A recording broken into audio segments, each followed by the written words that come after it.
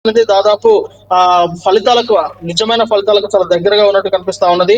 ఇక ఒక్కసారి బీహార్ నియోజకవర్గాల వైజ్ గా చూసుకున్నట్టయితే హువాలో వెనుకంజలో ఉన్న తేజ ప్రతాప్ యాదవ్, అలాగే అలీనగర్ లో భాజపా అభ్యర్థి మైత్రి ఠాకూర్ అనేది వెనుకంజలో కనిపిస్తా ఉన్నారు. అలాగే లఖీసరాయ్ లో భాజపా అభ్యర్థి విజయ్ కుమార్ సిన్హా ముందంజలో కనిపిస్తా ఉన్నారు. అలాగే తారాపూర్ లో బీజేపీ అభ్యర్థి సామ్రాట్ చౌదరి అయితే ముందంజలో కనిపిస్తా ఉన్నారు. బీహార్ ఎన్నికల్లో ఎన్డీఏ కూటమి అనేది దూసుకుపోతుంది. ఇప్పటికే 159 స్థానాల్లో అది ముందంజలో ఉన్నది.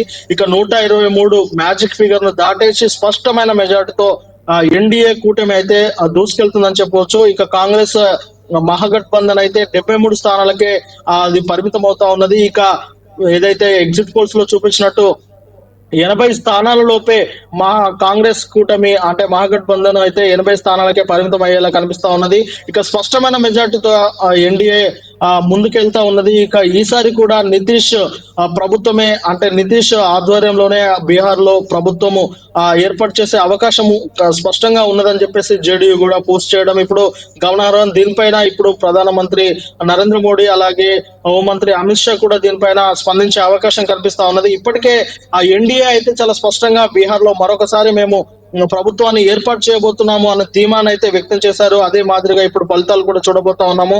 ఇక రౌండ్ లో ఉత్కంఠ కొనసాగుతుందా అనుకున్న తరుణంలోనే ఇక కాంగ్రెస్ మహాగఠ్ బంధన్ అయితే వెనకంజలో కనిపిస్తా ఉన్నది. ఇక తేజస్వి యాదవ్ అయితే నిన్నటి వరకు కూడా తన నమ్మకాన్ని వ్యక్తం చేశాడు, తాను సీఎం గా ఉండబోతున్నానని. దాదాపు 1960 తర్వాత ఇంత స్థాయిలో అక్కడ ఓటింగ్ అనేది నమోదైంది. దాదాపు 67% సంబంధించిన ఓటింగ్ అనేది అక్కడ నమోదైంది. అందులో మహిళలు ఎక్కువ స్థాయిలో పాల్గొన్నారు. మహిళల ఓటింగ్ శాతం అనేది చాలా ఎక్కువ స్థాయిలో ఉంది. కాబట్టి ఈసారి ఖచ్చితంగా ప్రభుత్వం ఏర్పాటు చేయడంలో ఏదైనా ట్విస్ట్ జరగవచ్చు. ఇక ముందస్తుగా వస్తున్న ఈ నితీష్ కుమార్ సంబంధించిన ప్రభుత్వం ఎన్డీఏ కూటమి అయితే ఈసారి ఉండబోదు. ఎందుకంటే ఎక్కువ ఓటింగ్ శాతం ఎక్కువ ఉన్నప్పుడు ప్రభుత్వ వ్యతిరేక ఓటింగ్ అనేది ఎక్కువగా ఉంటుందని చెప్పేసి అన్ని అంచనాలు ఉండేది. కానీ ఇప్పుడు వస్తున్న ఫలితాల దృష్ట్యా, ఇప్పుడు వెలువడుతున్న ఫలితాల దృష్ట్యా అయితే ఆ సమీకరణాలు ఖచ్చితంగా పూర్తిగా అవాస్తవం అనేది అయితే చాలా క్లియర్ గా కనిపిస్తా ఉన్నది. ఏది ఏమైనప్పటికీ ఇంకా మరి కాసేపట్లోనే మరొక 1-2 గంటల్లోనే ఇక అక్కడ పూర్తి మెజారిటీ కూడా స్పష్టమయ్యే అవకాశం కనిపిస్తా ఉన్నది. ఇప్పటికే ఎన్డీఏ కూటమి అయితే మ్యాజిక్ ఫిగర్ ను దాటి ఇక స్పష్టమైన లీడ్లోకి దూసుకెళ్తా ఉన్నది. ఇప్పటికీ 154 స్థానాల్లో ఎన్డీఏ కూటమి అయితే చాలా స్పష్టంగా కనిపిస్తా ఉన్నది. ఇక కాంగ్రెస్ పార్టీ 82 స్థానాల్లో మెజారిటీ అయితే కనిపిస్తా ఉన్నది. ఇప్పటికీ మనం ఈ విషయం చెప్తున్న నాటికైతే 82 స్థానాల్లో కాంగ్రెస్ అంటే మహాగఠ్ బంధన్ అయితే లీడింగ్ లో కనిపిస్తా ఉన్నది. ఇక జనస్వరాజ్ పార్టీ 3 స్థానాల్లో, అలాగే అదర్స్ కూడా 3 స్థానాల్లో కొనసాగుతా ఉన్నారు. అయితే ప్రతి రౌండ్ లో ఏదైనా ఉత్కంఠ కొనసాగే అవకాశం కనిపిస్తే మాత్రం కానీ మ్యాజిక్ ఫిగర్ అయితే ఇప్పటికే ఎన్డీఏ కూటమి అనేది దాచేసింది. కాబట్టి ఇక దాదాపు గెలుపు ఎన్డీఏ కూటమిదే అనేది అయితే చాలా స్పష్టంగా కనిపిస్తా ఉన్నది. మరి దాంట్లో కూడా కొన్ని ట్విస్ట్ జరిగే అవకాశం కనిపిస్తా ఉన్నది. ఎందుకంటే బీజేపీ 101 స్థానాల్లో పోటీ చేస్తే అక్కడ జేడీయూ 101 స్థానాల్లో పోటీ చేస్తుంది. కాబట్టి ఏ పార్టీ ఎక్కువ సీట్లు గెలుచుకునే అవకాశం ఉంటుంది అనేది అయితే ఇప్పుడు చాలా కీలకంగా మారింది. ఎందుకంటే జేడీయూ కనుక బీజేపీ కన్నా తక్కువ స్థానాలను గెలుచుకుంటే మాత్రం అక్కడ నితీష్ కుమార్ సీఎం గా ప్రమాణ స్వీకారం చేస్తారా, లేదంటే మరేదైనా ట్విస్ట్ జరిగే అవకాశం ఉంటుందా అనేది కూడా ఇప్పుడు తెరపైన ఒక ఆసక్తికరమైన చర్చగా కనిపిస్తా ఉన్నది. ఇక మరికొన్ని గంటల్లోనే అంటే దాదాపు ఇంకో 2 గంటల్లోనే ఇక పూర్తి మెజార్టీతో ఎన్డీఏ ప్రభుత్వం అయితే ఎన్డీఏ కూటమి అయితే ముందుకెళ్తే గానీ ఇక స్పష్టమైన సీఎం స్థానంలో ఎవరు అనేది అయితే పూర్తిగా తెలవాల్సిన అవసరం అయితే ఉన్నది.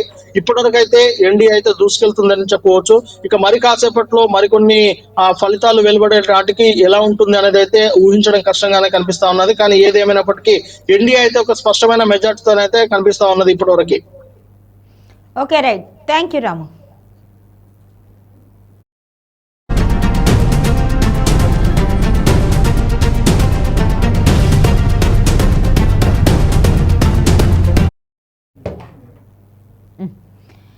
ఇక బీహార్ ఎన్నికల ఫలితాల్లో అయితే ఎన్డీఏ దూసుకుపోతున్నట్టుగా తెలుస్తోంది. ఇప్పటికే 155 స్థానాలను అయితే దాటింది. ఇక డబుల్ సెంచరీ చేసే అవకాశం ఉన్నట్లుగా కూడా తెలుస్తోంది.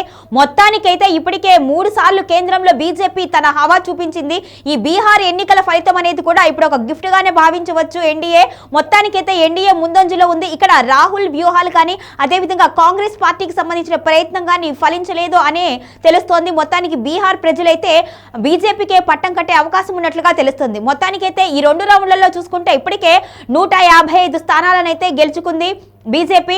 అక్కడ 243 స్థానాలకి పోలింగ్ జరిగింది. అయితే 122 మ్యాజిక్ ఫిగర్ ని దాటితే మాత్రం ప్రభుత్వాన్ని ఏర్పాటు చేసే అవకాశం ఉంటుంది. ఇప్పటికే ఎన్డీఏ 157 స్థానాలకు చేరుకుంది కాబట్టి ఖచ్చితంగా ప్రభుత్వాన్ని ఏర్పాటు చేసే అవకాశం ఉంటుంది. మరి మిగిలిన రౌండ్ల లెక్కింపు తర్వాత చూసుకుంటే మరి ఫలితాలు ఏ విధంగా ఉన్నాయి అనేది మనకి క్లారిటీ వస్తుంది. మొత్తానికైతే ఇప్పటి వరకు ఉన్న దాని ప్రకారం అయితే ఎన్డీఏ ఆధిక్యంలో ఉన్నట్టుగా తెలుస్తోంది.